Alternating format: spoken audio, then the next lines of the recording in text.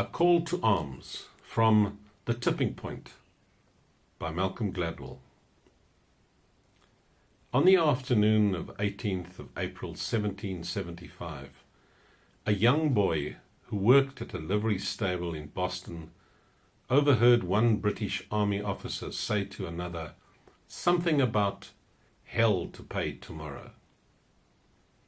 The stable boy ran with the news to Boston's North End, to the home of a silversmith named Paul Revere.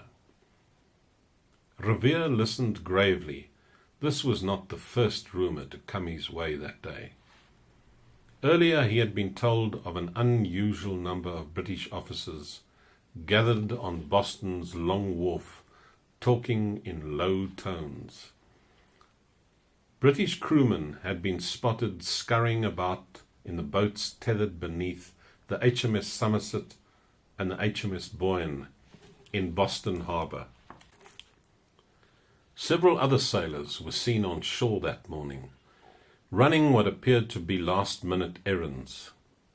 As the afternoon wore on, Revere and his close friend, Joseph Warren, became more and more convinced that the British were about to make the major move that had long been rumoured, to march to the town of Lexington, northwest of Boston, to arrest the colonial leaders John Hancock and Samuel Adams, and then on to the town of Concord to seize the stores of guns and ammunition that some of the local militia had stored there. What happened next has become part of historical legend, a tale told to every American schoolchild. At 10 o'clock that night, Warren and Revere met.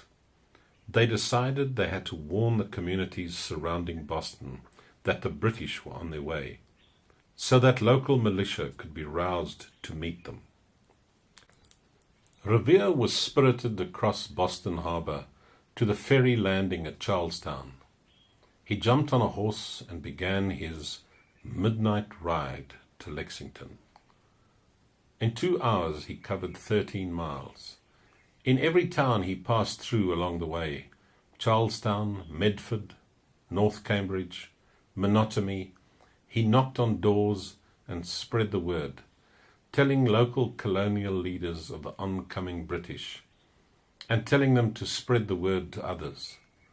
Church bells started ringing, drums started beating. The news spread like a virus, as those informed by Paul Revere sent out riders of their own, until alarms were going off throughout the entire region.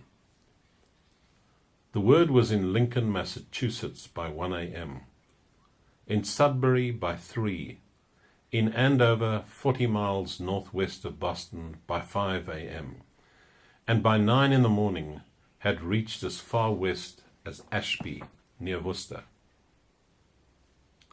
When the British finally began their march towards Lexington on the morning of the 19th, their foray into the countryside was met, to their utter astonishment, with organized and fierce resistance. In Concord that day, the British were confronted and soundly beaten by the colonial militia, and from that exchange came the war known as the American Revolution. Paul Revere's ride is perhaps the most famous historical example of a word-of-mouth epidemic. A piece of extraordinary news travelled a long distance in a very short time, mobilizing an entire region to arms. Not all word-of-mouth epidemics are this sensational, of course, but it is safe to say that word-of-mouth is still the most important form of human communication. But for all that, word of mouth remains very mysterious. People pass on all kinds of information to each other all the time, but it's only in the rare instance that such an exchange ignites a word of mouth epidemic. In the case of Paul Revere's ride, the answer to this question, why some ideas and trends and messages tip and others don't, seems easy. Revere was carrying a sensational piece of news. The British were coming. But if you look closely at the events of that evening, that explanation doesn't solve the riddle. At the same time that Revere began his ride north and west of Boston, a fellow revolutionary, a tanner by the name of William Dawes, set out on the same urgent errand, working his way to Lexington via the towns west of Boston. He was carrying the identical message through just as many towns and over just as many miles as Paul Revere. But Dawes's ride didn't set the countryside on fire. The local militia leaders weren't alerted. In fact, so few men from one of the main towns he rode through, Waltham, fought the following day that some subsequent historians concluded that it must have been a strongly pro-British community.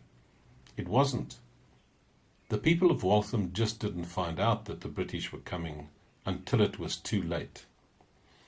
If it were only the news itself that mattered in a word-of-mouth epidemic, Dawes would now be as famous as Paul Revere.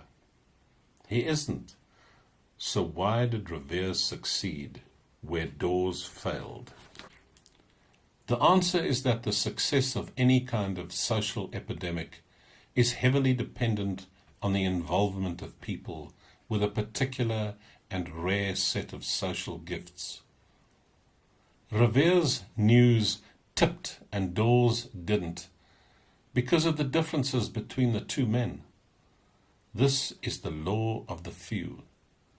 The people critical to social epidemics and what makes someone like Paul Revere different from someone like William Dawes. These kinds of people are all around us, yet we often fail to give them proper credit for the role they play in our lives. I call them connectors, mavens, and salesmen.